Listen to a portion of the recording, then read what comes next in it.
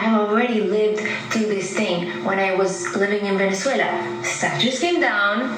Chavez didn't want that history displayed, and then he changed the street names. Then came the curriculum. You guys think it can't happen to you? I've heard this so many times. But always be on guard. Never believe something can't happen to you. You need to guard your country and your society, or it will be destroyed. That impression warning from my next guest went viral, and it's not hard at all to see why. Marxists tore apart Venezuela in the 90s and took it from Latin America's richest and most stable democracy to the poverty-stricken dystopia it is today. Now, Venezuela isn't the only country to see this happen, and let's make sure we're not next. Venezuelan activist Elizabeth Rogliani joins me now. Elizabeth, you made quite a statement in your video. What is America, especially the American youth that are treating this like this is a carnival, like a social, social justice experiment, and their new entertainment? What are they missing? I don't think they're seeing past what's going to happen next, because they're thinking these are just symbols of oppression. But I had a lot of friends that told me, oh, it's just the Confederate statues. And I said, no, it's not going to be just the Confederate statues. Just wait and see. This is a slippery slope. The next thing is going to be all the symbols of the United States. Founding fathers are going to be attacked. Religious symbols are going to be attacked. And next, probably museums. I mean, anything can be attacked if you just let it happen. If you just let the first ones come down, then nothing. There's no limits to what's next. Governor Cuomo, Elizabeth, is basically saying that, like, this is just free expression. It's a good thing. Watch.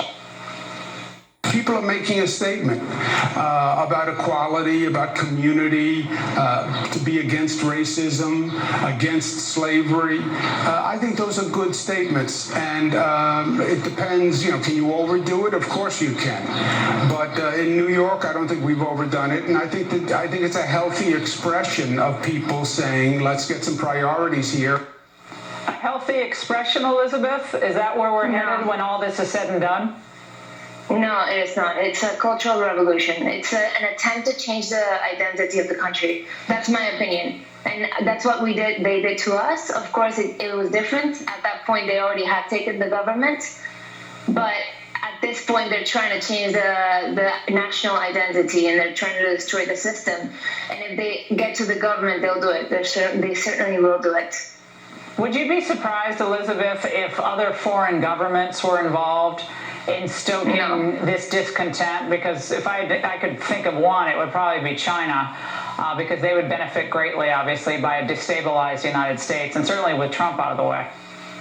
Yeah, of course. I'm not sure. I wouldn't be surprised if they're involved. In fact, another of those videos that I made on TikTok, I was talking about how the Venezuelan regime was involved in the protests that are going on now, and we saw the evidence of the VLM founders being an ally to the Venezuelan regime. I saw pictures of them in 2015 where Opak Tometi, one of the co-founders of the BLM movement, went to Venezuela and called and said that she was happy to be in a place with intelligent political discourse. That is you cannot make it up. Elizabeth, we're going to stay in touch with you and connected to you. Great analysis. Thank you for making us think about this. And my next guest has traveled the world as a journalist for the last 30 years. She's witnessed much of what Elizabeth Rogliani just laid out for us. Joining me now is Lara Logan, host of Lara Logan Has No Agenda on Fox Nation. Lara, whether it's Venezuela, Russia in 1917, the Maoist Cultural Revolution, these revolutionaries always have a plan. What's their plan for the United States? Well, if you go to their literature, Laura, they don't, there's no confusion about their plan. It's a complete rebuilding of the United States according to their political ideology, which means getting rid of the police, getting rid of property law, private ownership of property. In fact, you can't own land at all because it's alive according to them. And if you think, a lot of people will say, well, that's so extreme, that's ridiculous. These people have been around a long time. They're not any threat. This is just a right-wing conspiracy conspiracy theory, right?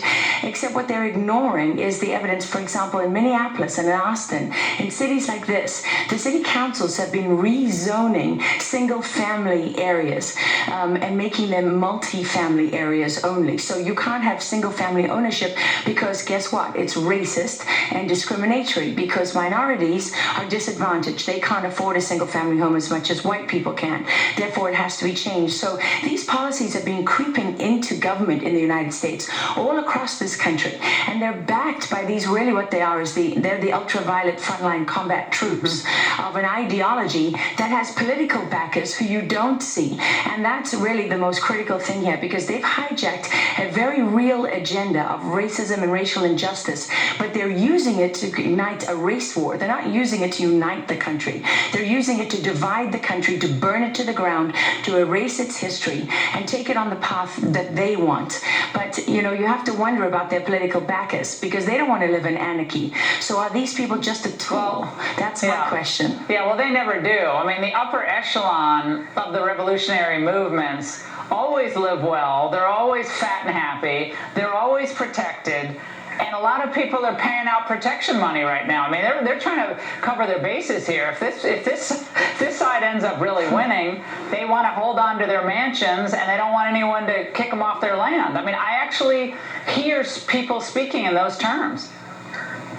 Well, you're exactly right. But unfortunately, there's always a group of elites and always those in power and those in control who live by a different set of rules. And so this idea that they have to take down all the elites and address the injustice of the past, they're just hiding behind these issues, the same way they hide behind their masks, the same way they hide behind their name. They're not anti-fascists fighting fascists. They're just another form of fascists fighting for power. And they never live like or with the people they champion. That's a quote from Victor Davis Hanson, who was a guest on our show. Yes, it's not mine. I can't pretend it's mine. But he's right. They never do. Yeah, well, the rules never apply to them. You're absolutely right. They live by their own rules. Laura, great to see you tonight.